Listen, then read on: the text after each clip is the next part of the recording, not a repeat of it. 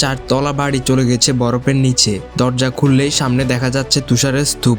সকালবেলা ঘুম ভেঙে জানালা দিয়ে বাইরে পৃথিবীটা দেখার কোনো উপায় নেই, কারণ সেখানে লেপ্টে আছে জমাট তুষারের দেওয়াল। রাশিয়ার কামচাটকা অঞ্চলের হাট হিম করা বাস্তব চিত্র এটি।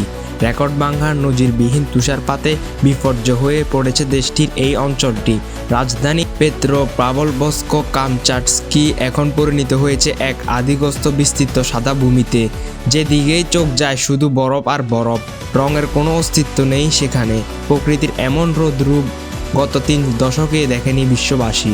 টানা কয়েক দিনের বিরামহীন তুষারঝড়ে শহরের রাস্তাঘাট, ঘরবাড়ি এবং যানবাহন সব কিছুই যেন সাদা চাদরের নিচে ঢাকা পড়ে। এক অদ্ভুত ভূতুড়ে নগরীতে রূপ নিয়েছে। সামাজিক যোগাযোগের মাধ্যমে ভাইরাল হওয়া ভিডিওগুলোতে দেখা যাচ্ছে বহুতল আবাসিক ভবনগুলো বরফের স্তূপে এমনভাবে চাপা পড়েছে যে কোথাও কোথাও কেবল চাঁদের সামান্য অংশটুকু দৃশ্যমান। একতলার বাসিন্দারা তো বটেই, দোতলা বা 3 তলার বাসিন্দারাও জানালা উঁকি দিয়ে আকাশ দেখার সুযোগ পাচ্ছেন না। অনেক জায়গায় মানুষ বাড়ি থেকে বের হওয়ার জন্য বরফের ভেতর দিয়ে সুড়ঙ্গ খুঁড়ে যাতায়াতের চেষ্টা করছে, যা দেখলে শিউরে উঠতে হয়। রাস্তার পাশে পার্ক করা গাড়িগুলোর অস্তিত্ব আর বোঝাই যাচ্ছে না। সব গাড়ি এখন একটি বরফের টিলায় পরিণত হয়েছে। গাড়ির মালিকানা বুঝতেই পারছেন না তুষারের কোন স্তূপের নিচে তাদের স্বাদের বাহিনীটি চাপা পড়ে আছে। এই প্রাকৃতিক দুর্যোগটি কেবল দৃশ্যপটের পরিবর্তনই ঘটায়নি, ডেকে এনেছে মর্মান্তিক পরিণতিও। স্থানীয় প্রশাসন এখন পর্যন্ত অন্তত 2 জনের প্রাণহানির খবর নিশ্চিত করেছে। তবে প্রাণহানির কারণ প্রচণ্ড ঠান্ডা নয়, বরং মাথার উপরে জমে থাকা বরফের চাপ। কামচাটকার জরুরি পরিস্থিতি বিষয়ক মন্ত্রণালয়ে লেবেদেব জানিয়েছেন, দীর্ঘদিনের জমাট বরফ তাপমাত্রা কিছুটা বাড়ার কারণে আলগা হয়ে নিচে ধসে পড়েছে, আর তাতেই ঘটেছে বিপত্তি। পথচারীরা বা বাড়ির বাসিন্দারা নিচ দিয়ে যাওয়ার সময় আচমকা উপর থেকে নেমে আসা বরফের আঘাতে প্রাণ হারাচ্ছেন। বাড়ির ছাদগুলো এখন আক্ষরিক অর্থেই একটি প্রাণঘাতী ফাঁদে পরিণত হয়েছে। পরিস্থিতির ভয়াবহতা বিবেচনা নিয়ে শহর জুড়ে জরুরি অবস্থা জারি করেছেন মেয়র ইয়েভগেনি বেলিয়াভ।